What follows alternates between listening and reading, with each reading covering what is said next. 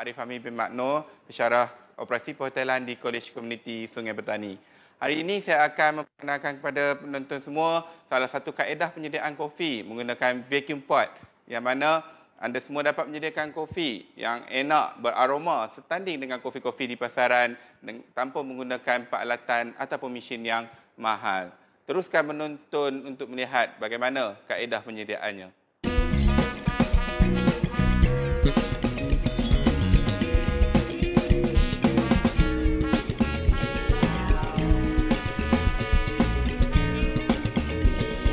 Assalamualaikum dan selamat sejahtera pada semua yang mengikuti video ini. Untuk sesi kali ini, saya akan membuat demonstrasi penyediaan satu lagi kaedah menghasilkan minuman berasaskan kopi, iaitu menggunakan vacuum pot. Okey, terlebih dahulu saya akan perkenalkan peralatan-peralatan menggunakan kaedah vacuum pot pada hari ini. Yang pertama sekali, vacuum pot ataupun kita panggil coffee siphon, yang mana peralatan ini terbagi kepada dua bahagian, iaitu top beaker dan juga bottom beaker. Seterusnya, coffee burner untuk kita panaskan air kita dalam penghasilan kopi kita nanti, yang mana ini kita menggunakan butin burner. Seterusnya, penapis atau filter bagi kita punya vacuum pot, yang mana nanti filter ni hendaklah dipasang di bahagian top beaker. Masukkan bahagian dalam beaker kita, kemudian kita lock di bahagian bawah dan kita sedia untuk pasang pada kita punya coffee siphon. Dan seterusnya, pot untuk kita isi air panas. Kita sediakan air panas untuk penyediaan kopi bagi 2 serving ataupun untuk 2 cawan. Kita akan menggunakan sebanyak 400 ml air panas.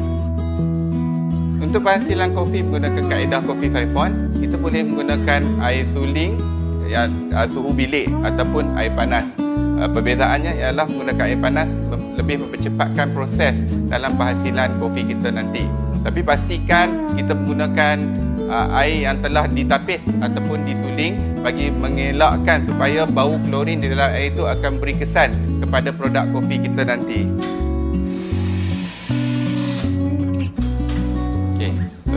Air panas, yang mana kita akan sediakan sebanyak 400 ml air panas untuk 2 cawan kopi yang kita akan sediakan nanti. Kita akan masukkan air panas di bahagian bottom beaker, bahagian bawah coffee siphon kita. Kita masukkan sebanyak 400 ml.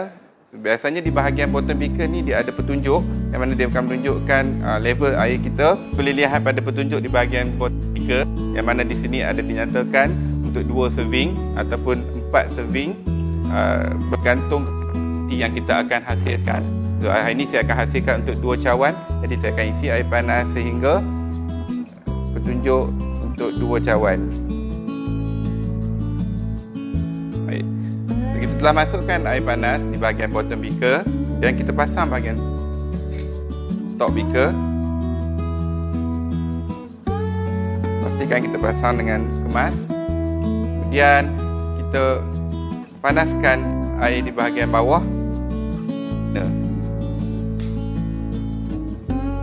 Tunggu sehingga air mendidih.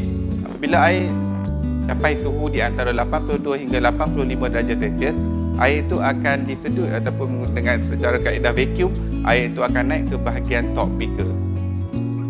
Bila air mencapai suhu di antara 82 ke 85 darjah Celsius, air itu akan disedut naik ke atas di bahagian top beaker, yang mana kita akan masukkan serbuk kopi di bahagian atas. Kita masukkan sebanyak 30 gram serbuk kopi.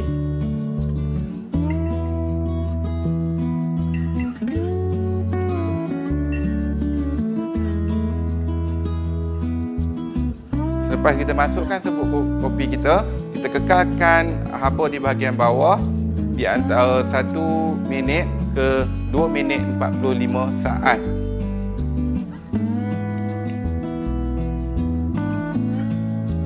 Selepas 1 minit, kita akan kacau di bahagian atas bingkai ini, yang mana kita akan buat sebanyak 10 set pusingan. 8, 9, 10.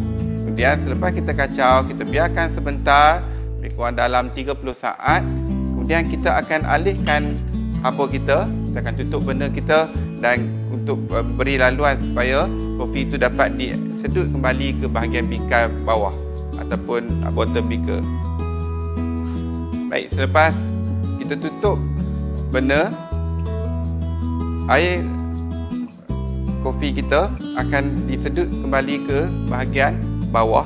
Jadi di sinilah proses untuk mengekstrak flavor dan juga body daripada serbuk kopi kita itu dalam penghasilan air kopi kita pada hari ini. Ini dikenali sebagai salah satu daripada filter kopi ataupun kopi bertapis selain daripada kopi yang kita hasilkan menggunakan espresso machine.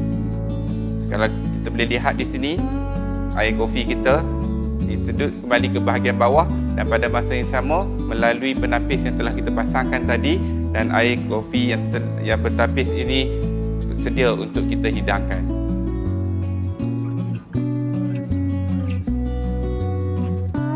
Baik, sebelum kita hidangkan, kita buka bahagian top beaker. Keluarkan. Di dalam ini kita dapat lihat kopi yang mana yang kita telah tapis tadi, sodak kopi yang mana kita telah tapis. Ini kita ketepikan.